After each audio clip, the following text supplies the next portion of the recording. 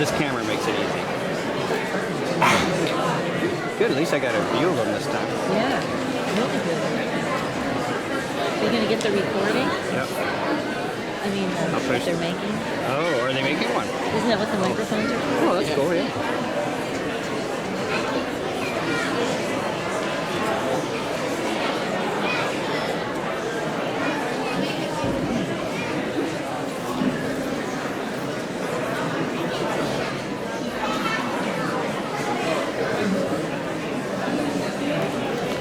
This black shirt. It looks really sharp. Really sharp.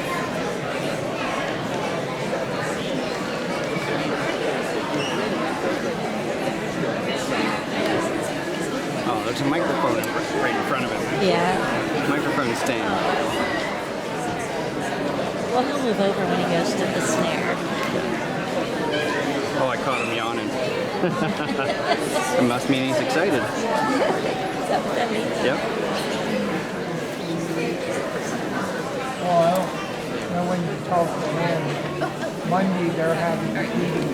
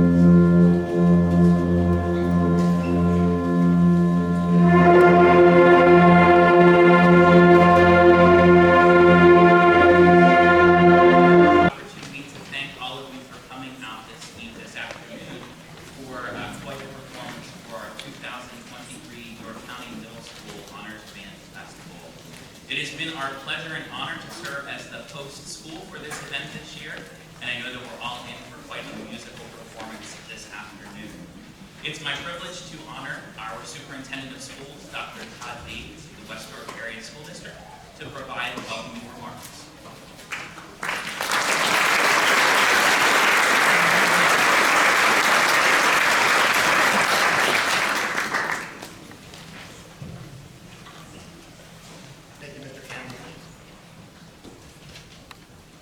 I'd like to begin by recognizing those who make today possible.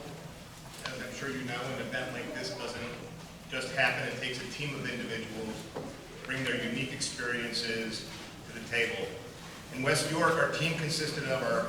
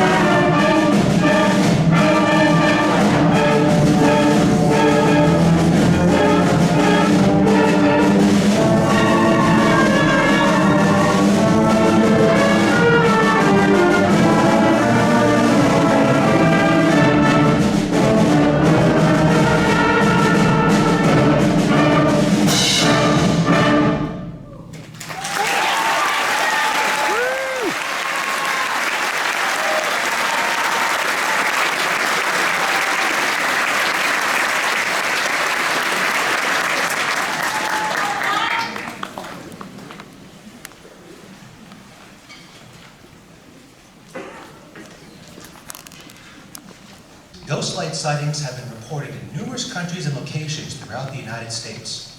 These particular sightings occur in Newton County in the town of Joplin, Missouri, and were first reported in 1881. The ball of fire varies from the size of a baseball or basketball and dances and spins down the center of the road, rising above the treetops before disappearing into the night. This creative piece allows you to take your audience on a late night stroll down a dark, dusty road and experience an eerie atmosphere of this mysterious phenomenon. I want to point out that there's a special instrument that's included in this. They're called alternatively sound tubes or whirly tubes, and it helps to create that ghost-like sound. So some percussionists who are ready to do this. If we demonstrate the whirly tubes, please.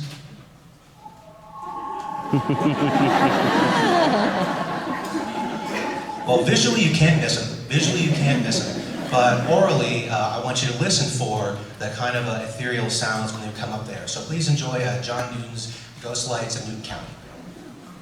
Don't press it.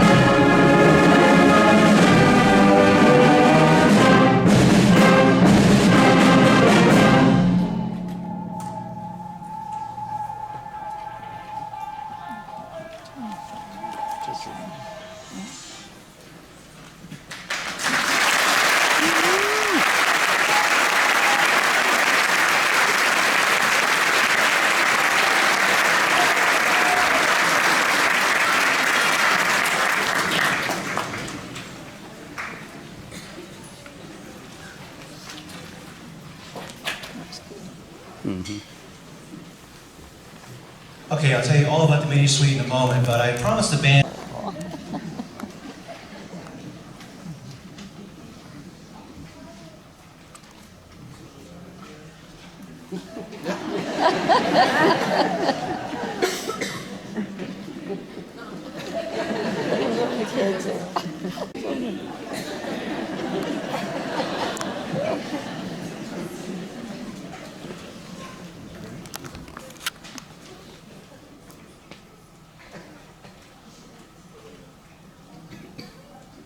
gonna drop it. Okay, there you go. Yeah, thank you. Again, that's in the rule book, so I had to do that. Thank you. Okay, so our next piece is actually something I told the band that way back when I was an 8th grader myself. I grew up in the state of Florida, and I was in the Florida 8th grade All-State Band.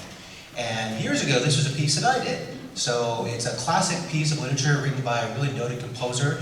Morton Gould was a composer of all sorts of kind of symphonies and operas and chamber music, and he wrote some music for band, and especially for younger band, and that's this mini suite. And actually these pieces are all adaptations from a series of piano pieces that he wrote for his daughters Abby and Deborah. And the movements are Birthday March, which you'll hear Happy Birthday in there, A Tender Waltz, and Bell Carol. So please enjoy Mini Suite.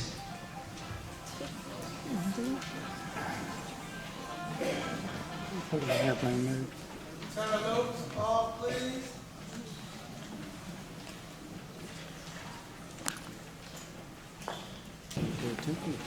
All right, thank you. A couple more pieces on our contra this afternoon. Keeping with the unintentional light and shadow motive, I selected a piece by Kate Nishimura that won a bunch of awards a couple of years ago. It's called Chasing Sunlight. And Chasing Sunlight, according to Kate, was inspired by the experience of driving west into the setting sun, as if trying to keep up with the Earth's rotation to catch the last few rays of light before dusk. The steady eighth note motive throughout the piece represents the sense of urgency, while the soaring lyrical themes depict the warmth and radiance of the sun low in the sky. Just as the sun will always set, humans must accept the impermanence of all things in life and make the most of every opportunity before it is past. Chasing Sunlight represents the ongoing pursuit of these opportunities. So please enjoy Kate Nishimura's Chasing Sunlight.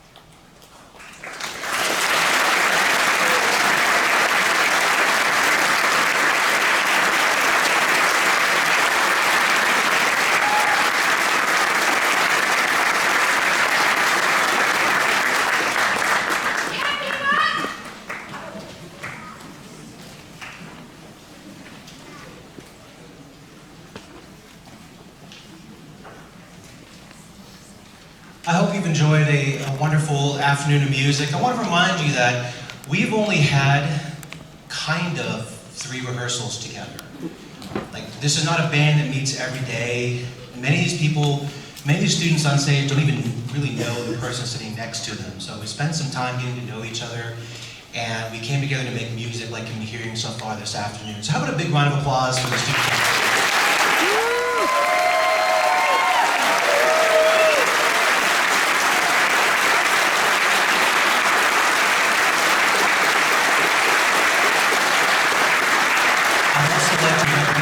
I'd like to recognize some people who helped make this afternoon happen. All the students behind me have a teacher. And I'm going to guarantee you that, while I might have said something a little bit differently than their teachers, I'm not special. Like, the information I gave them is the same information they get daily from the really expert teachers in your home schools. So if you didn't have a good music education at your home school, you wouldn't have a product like this on the stage today. So like, if you're one of the teachers or the students on stage, please stand up and everyone give them a big round of applause.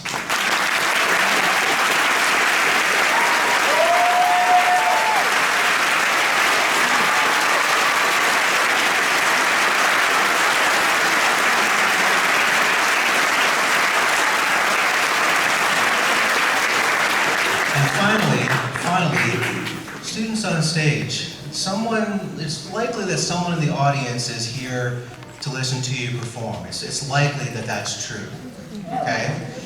So I want you to recognize that I have three girls of my own, and the oldest one's now in orchestra, so I tried to get her to do band, but she only played viola, so. But you have to understand that the people out here have also made sacrifices for you. I mean, how many rehearsals have you driven them to? How many lessons have you taken to? How many concerts have you gone to? So finally, students on stage, I want you to thank someone out in the audience by giving them a round of applause.